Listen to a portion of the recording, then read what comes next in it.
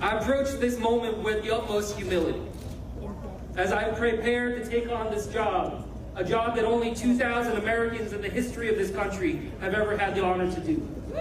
Out of approximately 600 million people who have ever been called Americans, to be able to step up and have this opportunity. Of the over 120 years of Koreans being in America, that I could add a chapter that hasn't been written before. That was Andy Kim, a current Democratic member of the U.S. House of Representatives and now the new senator from New Jersey. The 119th Congress will have 12 new senators, 6 Democrats, 6 Republicans. And if you listened to Senate victory speeches on C-SPAN, like Andy Kim's, you might have learned something new, something personal about many of them. We'll hear the new senators share stories about themselves and their families in this episode of C-SPAN's podcast, The Weekly. Andy Kim's victory continues a half-century winning streak for Democrats in New Jersey. They haven't lost a U.S. Senate race in the Garden State since 1972. Nearly the exact opposite of Utah. A Democrat hasn't won a Senate race in the Beehive State since 1970. And Utah just elected a new senator, John Curtis, straight from the House of Representatives, like Andy Kim in New Jersey. By the way, who was the last Republican to win a Senate race in New Jersey? And who was the last Democrat to win a Senate race in Utah? The exciting answers at the end of this podcast. Stick around. For now, back to Andy Kim. And as he mentioned in our opening clip, Andy Kim is the first Korean American elected to the Senate. Koreans began immigrating to America 120 years ago. He is also New Jersey's first Asian American senator. Alongside New Jersey's other Democratic Senator, Cory Booker, Andy Kim will continue the state's trend of having both elected members of the Senate be people of color. On election night, he spoke at the DoubleTree Hilton in Cherry Hill, New Jersey. I chose this hotel for a particular reason. 37 years ago, when I was 5 years old, my family and I lived out of this hotel for several weeks when we first moved to New Jersey.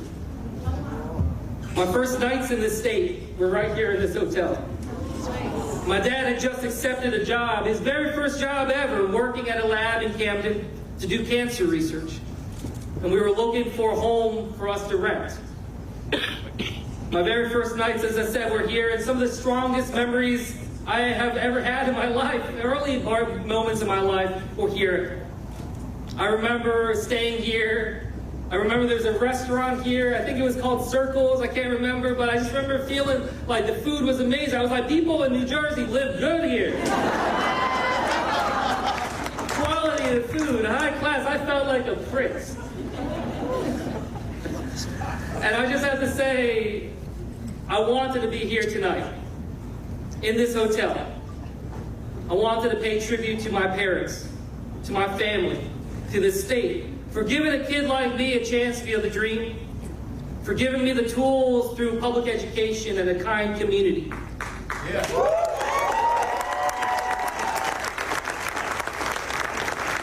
It wasn't easy initially.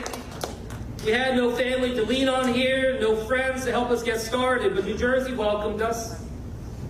I wanted to return here tonight to give perspective. For my parents, this hotel was an important step in achieving the American dream and then ultimately giving back to this state. My parents taught me something I'll never forget. They taught me to love America. I revere this country. I am in awe of America. When I worked at the White House, I've shared this story before, when I worked at the White House, I had a pair of black, pristine leather shoes that I would only wear whenever I was asked to go into the Oval Office. I wanted to treat that room different. I wanted to remind myself that I'm part of something bigger than all of us. Also serving the Senate after serving in the House of Representatives, Adam Schiff. The new Democratic senator from California gave his victory speech in Los Angeles. And we heard Adam Schiff talk about his wife, specifically her name. I want to thank my incredible wife, Eve, and yes, we are Adam and Eve. My kids, Lexi and Eli. Lexi's boyfriend, Eric, gets a shout out. My brother, Daniel, and his wife, Amy. my brother David and his family, my nieces and my nephews, and of course, the one the world revolves around, baby Maya. I could not have done this without your endless love and support, and it's so wonderful to get to celebrate with you tonight. Eve, I don't know where to begin, but this Adam would be lost without this Eve. I love you, and I'm grateful to you for your strength and love. On election night, we also learned about Tim Sheehy's wife. The new Republican senator from Montana defeated incumbent Democrat John Tester. Tim Sheehy spoke at the Armory Hotel in Bozeman. I have to thank my wife, Carmen. As you guys probably know,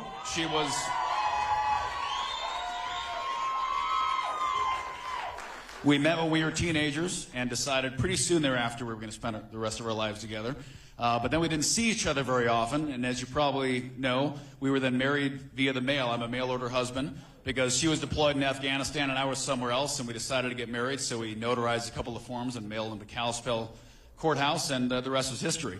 But she stuck with me through all kinds of crazy stuff, plane crashes, wars, 2 wars, multiple deployments, and we're still here, and now we're on to our next adventure. So thank you. I love you. In Ohio, longtime Democratic Senator Sherrod Brown lost to Republican businessman Bernie Moreno. According to the Columbus Dispatch, it was the costliest Senate race in U.S. history. Republicans and Democrats spent nearly $477 million on the Buckeye State race, making it the most expensive non-presidential contest ever. On election night, Bernie Moreno spoke at La Center Conference and Banquet Hall in Westlake, Ohio. And then finally, let me just say to my kids, thank you so much for being on this journey with us. You know, I have absolutely been blessed by God Almighty with an amazing wife, amazing kids, 3 amazing grandkids. But I want to introduce you to my extended family, because as I like to say, we're overperforming Catholics. So I'm going to bring my siblings. If I could bring my siblings up on stage. Where are they? They're all over here. Let's give them a round of applause.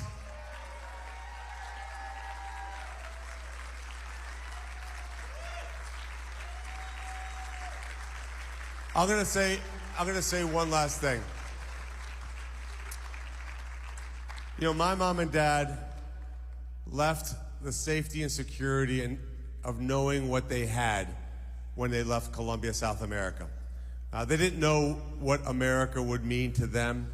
They didn't know what it would mean to the 7 of us, but they did it anyway because they knew that in America, whatever dream you have, whatever ideas you have, you can make come true if you're willing to work hard enough and persevere. And my mom and dad are not alive to watch this moment, but I know they're up in heaven watching down upon us and thinking, this is a great country. And they made the right decision.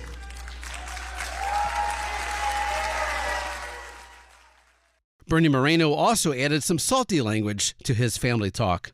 And to Jose and Alex and Richie, thank you so much for kicking the crap out of me when I was younger. I appreciate it.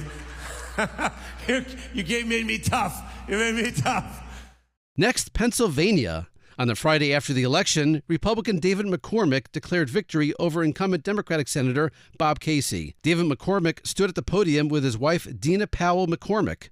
She was Deputy National Security Advisor for Strategy to President Donald Trump.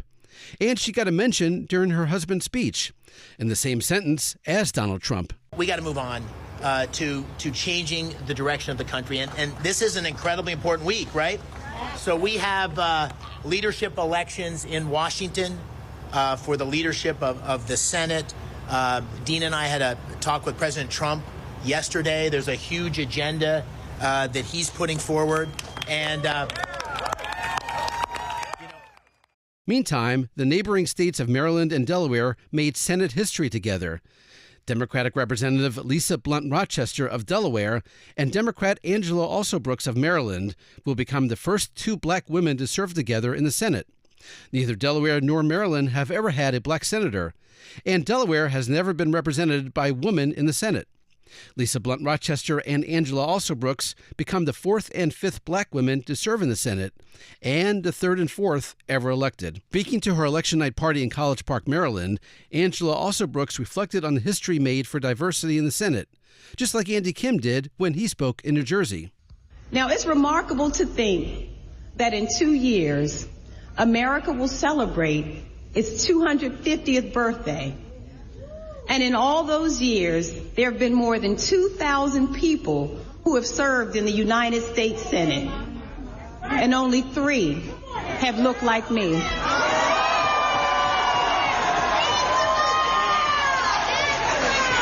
And so I want to salute all of those who came before me, who made it possible for me to stand on this stage tonight, whose sacrifices and stories I will continue to carry with me.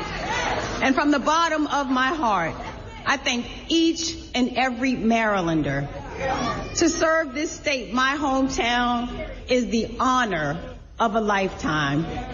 And there are few places, be clear, like Maryland. Marylanders are absolutely amazing people. Absolutely amazing people. And I know how amazing they are because I've had the great honor of traveling all across this state. Finally, Michigan. In the early morning hours of the Wednesday after Election Day, Democratic Representative Alyssa Slotkin, candidate for U.S. Senate in the Wolverine State, spoke to her supporters. At the time, the winner in her race against former Republican Representative Mike Rogers hadn't been declared. At her watch party at Motor City Casino in Detroit, Alyssa Slotkin gave her supporters advice unique to an era when everyone is on their phones. I will do everything in my power to be the principled leader you deserve, whatever the results of the election tonight. So thank you for your time, for your energy. Get some sleep. Try to process through. Don't just scroll and scroll and scroll. We're going to know tomorrow on a whole bunch of things, but for now, I cannot tell you how much I appreciate you. Later that day, Alyssa Slotkin was declared the winner. The Republican Party hasn't won a Michigan Senate seat in 30 years. Republican Spencer Abraham won in 1994. He served 1 term and lost re-election in 2000 to Democrat Debbie Stabenow.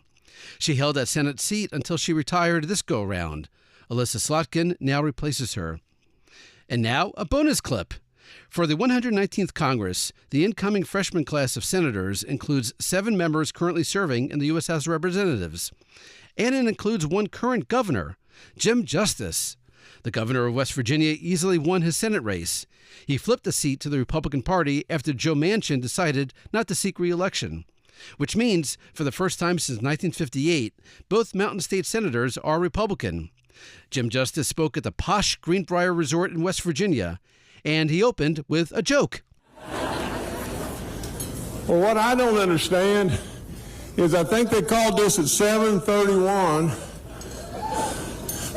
Polls closed at 7:30. What took them so long? That's it for this episode of C-SPAN's The Weekly. You can hear Senate victory speeches and Senate losing speeches in their entirety by clicking on C-SPAN's special Campaign 2024 website. Oh, and the answers to our trivia questions? If you said Clifford Case was the last Republican to win a Senate race in New Jersey in 1972, and if you said Frank Moss was the last Democrat to win a Senate race in Utah in 1970, you were right both times. For now, thanks for listening and happy searching.